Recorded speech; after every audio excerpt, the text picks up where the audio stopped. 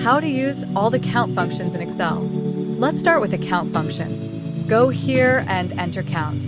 Then pick the range with the data that we want to count. Excel will give us the number of cells that contain numbers in that range. Now enter counter. If we select a range, it's going to count only the cells that have data inside it. It won't count blank cells. To count blank cells, enter count blanks, then select the range. This will give us the number of empty cells in the range. Now enter COUNTIF, select a range, and then a condition, in this case August. Excel will count how many cells contain the word August.